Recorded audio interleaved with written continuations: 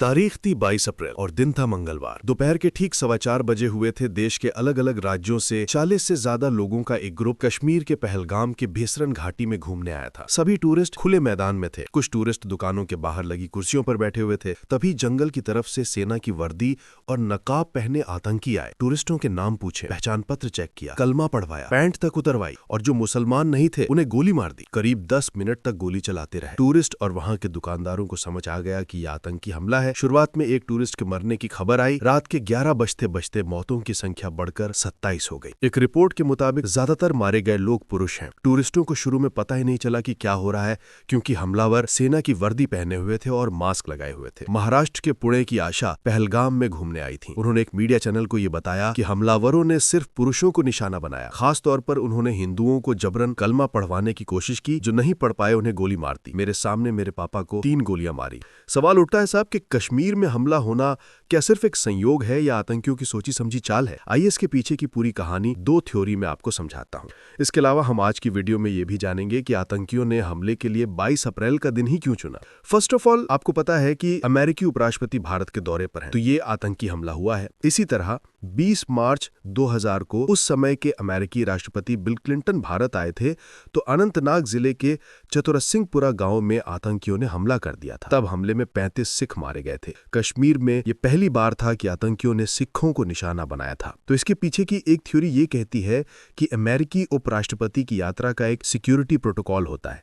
उनके आने से पहले ही 2 C-17 ग्लोब मास्टर प्लेन आ गए थे। अमेरिकी एजेंसियों ने डेरा जमा लिया, इंटेलिजेंस एक्टिवेट है। इसके बावजूद आतंकियों ने कश्मीर पर हमला करके ये संदेश देने की कोशिश की है कि हम कभी भी कुछ भी कर सकते हैं, और इससे अमेरिका की नजर में इंडिया की छवि खराब हो सकती है। और दूसरी थ्योरी का तार पीएम मोदी के सऊदी अरब से दौरे से जुड़ा हुआ है, और इसके साथ ही आतंकी ये संदेश देना चाहते हैं कि कश्मीर का मुद्दा मरा नहीं है। 22 अप्रैल को पीएम नरेंद्र मोदी सऊदी अरब के जेद्दा पहुंचे। 2 दिन का ये दौरा कई दिनों पहले से तय था। सऊदी अरब के दौरे में पीएम मोदी वहां के क्राउन प्रिंस से मुलाकात करने पहुंचे थे। दोनों नेताओं के बीच योग, मीडिया, मनोरंजन और खेल को लेकर MOU साइन होने की उम्मीद थी। ऐसे में सऊदी अरब के पुराने दोस्त, स्ट्रेटेजिक पार्टनर पाकिस्तान को पीएम मोदी का यह दौरा कहीं न कहीं चुभ रहा था। थिंक टैंक्स, नोबा इंस्टीट्यूट के डायरेक्टर और पाकिस्तानी एनालिस्ट कमर चीमा के अनुसार पीएम मोदी का सऊदी दौरा पाकिस्तान के लिए एक तरह से चैलेंज है। और खबर यह भी है कि सऊदी अरब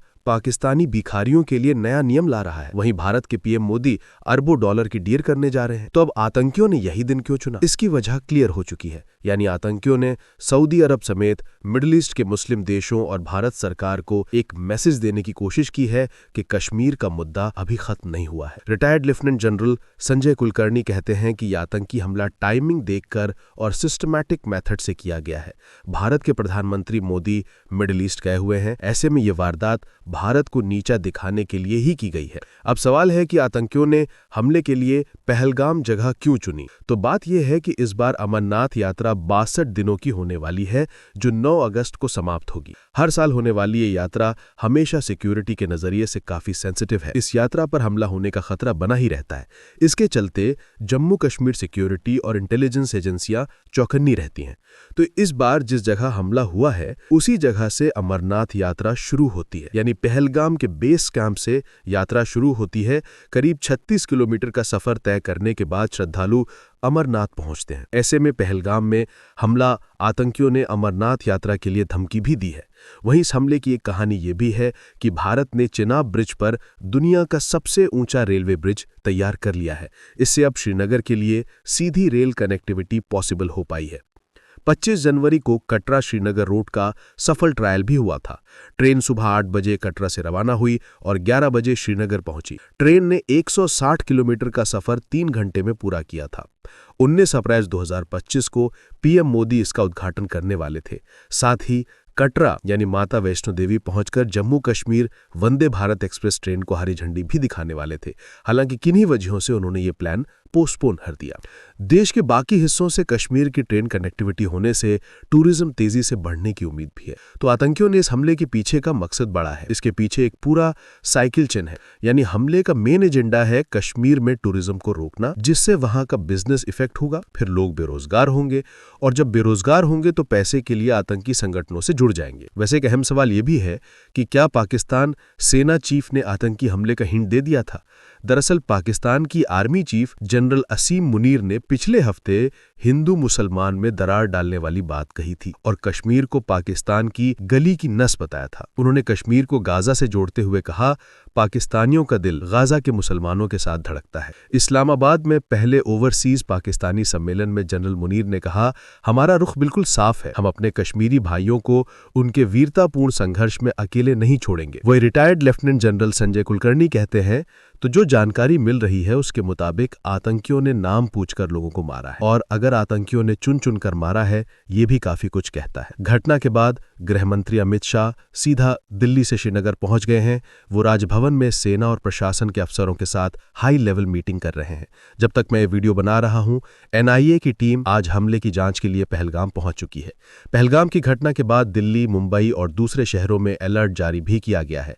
PM मोदी सऊदी अरब के दौरे पर थे, लेकिन हमले के बाद से वो समय से पहले भारत लौट आए हैं। उन्होंने कहा है कि हमले के जिम्मेदारों को बख्शा नहीं जाएगा। वहीं इस हमले की जिम्मेदारी लश्कर-ए-तैयबा के हिट स्क्वाड यानी कि द रेजिस्टेंस फ्रंट TRF ने ली है। TRF का मास्टरमाइंड सज्जाद गुल है, जो पाकिस्तान में बैठकर इसे ऑपरेट करता है। आपको बता दें कि लश्कर का प्रॉक्सी ग्रुप है द रेजिस्टेंस फ्रंट यानी कि TRF। 2019 में एग्जिस्टेंस में आया था। TRF के आतंकी जम्मू कश्मीर में काफी एक्टिव हैं। इसकी फंडिंग पाकिस्तानी सेना और ISI ही कराती है। जानकारी के मुताबिक इसे सज्जाद गुल, सलीम रहमानी और साजिद जट लीड करते हैं।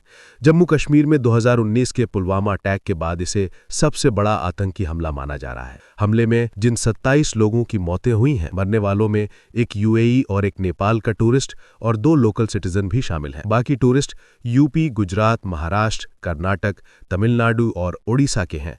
हम इस टॉपिक पर एक पूरा एक्सप्लेनर वीडियो जरूर लेकर आएंगे। फिलहाल आप कमेंट में पीड़ित परिवारों के लिए अपनी सिंपैथी, संवेदना व्यक्त कर सकते हैं।